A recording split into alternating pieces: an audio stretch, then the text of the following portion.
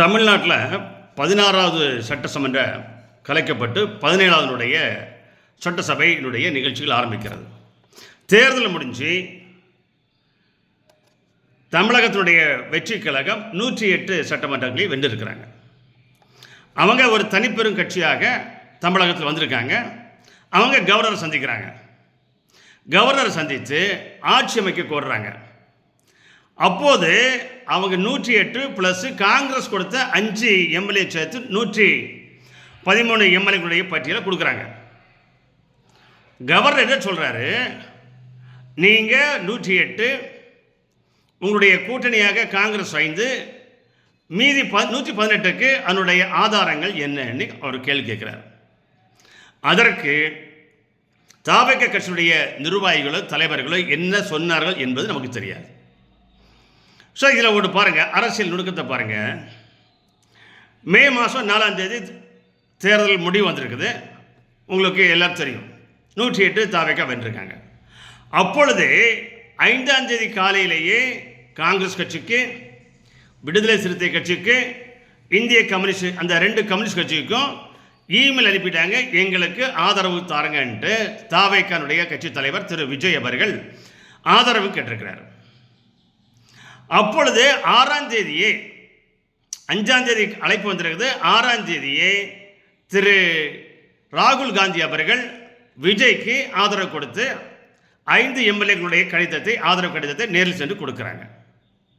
Sir, அப்படி கொடுக்க பட்சத்தில் நீங்கள் விடுதலை சிறுத்தை கட்சிகளும் உடனே முடிவு பண்ணணும்ல, நீங்கள் ஆதரிக்கிறோமா இல்லையான்னு. கம்யூனிஸ்ட் கட்சிகளும் ஆதரிக்கணுமா இல்லையா?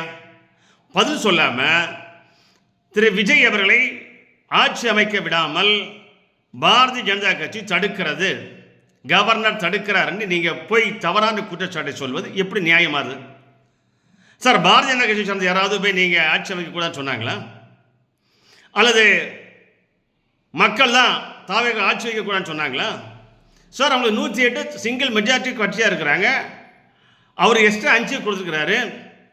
நீங்கள் 5 கொடுக்காம நாங்கள் தான் சிங்கிள் லார்ஜஸ்ட் பார்ட்டின்னு சொன்னால் கூட அவர் அழைச்சிருப்பார்.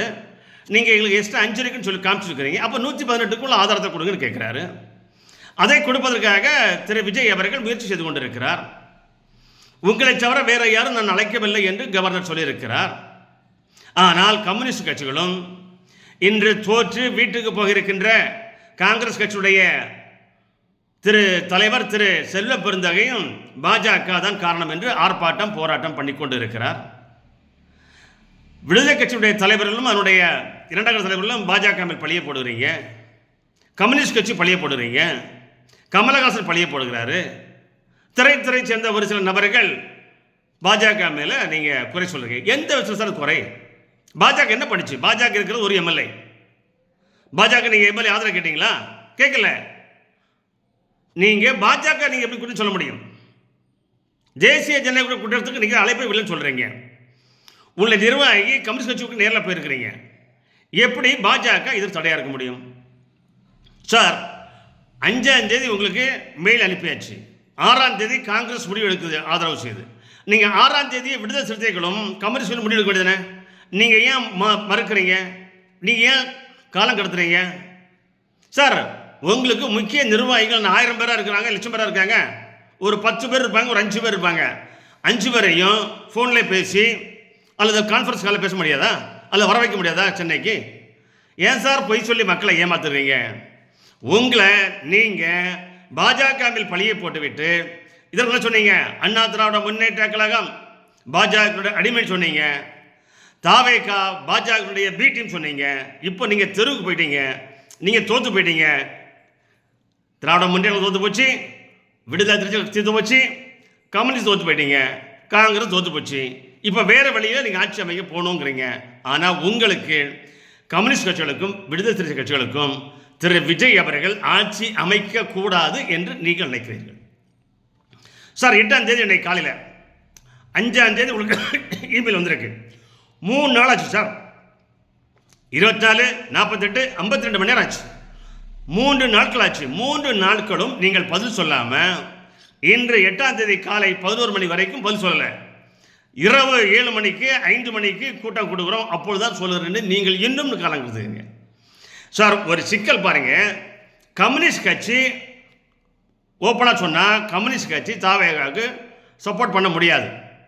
ஏன்னா கம்யூனிஸ்ட் கட்சிக்கு 2 எம்பி டெல்லியில் இருக்கிறாங்க, அதுவும் திமுக ஆதரவு பெற்ற எம்பிக்கள்.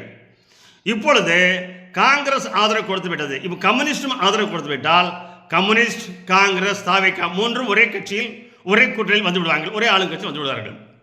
கேரளாவில் இப்பொழுதுதான் காங்கிரஸ் ஆட்சியை பிடிக்கிறது, அங்கே எதிர்கட்சியாக கம்யூனிஸ்ட் வருது. இப்போ தமிழ்நாட்டில் காங்கிரஸும் கம்யூனிஸ்டும் கூட்டணியில் ஒன்றாக இணையும் போது அவங்களுக்கு அரசியல் செய்ய முடியாது. டெல்லியில் ஒரு முக்கியமான சட்டம் வருகிறது என்றால், ஒரு இலாக்கா வருகிறது என்றால், ஒரு சட்டத்தை கொண்டு வருகிறார்கள் என்றால், ஒரு பட்டியலை கொண்டு வருகிறார்கள் என்றால் அதனை ஆதரிப்பதா எதிர்ப்பதா என்பது ஒரு சிக்கலாகிவிடும். ஆகவே எங்களை பொறுத்தவரையில் கம்யூனிஸ்ட் கட்சிகள் முழுமையாக ஆதரவளிக்க வாய்ப்பில்லை. அப்படியே வாய்ப்பு கொடுத்தாலும் வெளியிலிருந்து ஆதரவு தருவேன் என்று சொல்வார்கள். ஆனால் விஜய் தொழில்துறை என்ன சொல்கிறார்? கம்யூனிஸ்ட் கதை சொல்வதை நாங்கள் ஃபாலோ பண்ணுவோம், அவர்களோடு இணைந்து ஒருங்கிணைந்து நாங்கள் பணியாற்றும் என்று சொல்கிறார். இப்போ கம்யூனிஸ்ட் கட்சிகள் வெளியிருந்து ஆதரவு தருவோம் என்று சொன்னால் விசிகாவும் வெளியிருந்து ஆதரவு தருமா அல்லது உள்ளே செல்லுமா என்பது கேள்வி என்று அது கேள்வி. எங்களை பொறுத்தவரையில் இந்த கம்யூனிஸ்ட் கட்சிகளும் இந்த விடுதலை சிறுத்தைகளும் திரு விஜய் அவர்கள் ஆட்சி அமைக்க முடியாமல் தடையாக இருப்பது, தடைக்கல்லாக இருப்பது இந்த கம்யூனிஸ்ட் 2 கம்யூனிஸ்ட்களும் இந்த விடுதலை சிறுத்தைகள் தான் என்பதை மக்கள் தெள்ள தெளிவாக புரிந்திருக்க வேண்டும். அவனுடைய நிர்வாகிகளை சொல்கிறார்கள், தேசிய ஜனநாயக கூட்டணி நாங்கள் யாரையும் அழைக்கவில்லை, நாங்கள் அழைத்ததெல்லாம் இந்தி கூட்டணியைச் சேர்ந்த காங்கிரஸ், கம்யூனிஸ்ட், விசிகா. சார் நீங்கள் ஒரு கவர்மெண்ட் ஃபார்ம் பண்ணால் நீங்கள் தான் சார் முன்னுக்கு வரணும், நீங்கள் தானே சப்போர்ட் பண்ணணும், நீங்கள் தானே அவசர முடிவெடுக்கணும், அவசர குழுவை கூட்டணும், நீங்கள் தான் உடனே பதில் சொல்லணும். நீங்கள் பதில் சொல்வதற்கு 3 நாட்கள் ஆகின்றன. 52 மணி நேரம் ஆன பிறகும் நீங்கள் பதில் சொல்லாமல் காலம் கடத்துவது எதுவோ உங்களுடைய உள்நோக்கத்தை சொல்லுகிறது.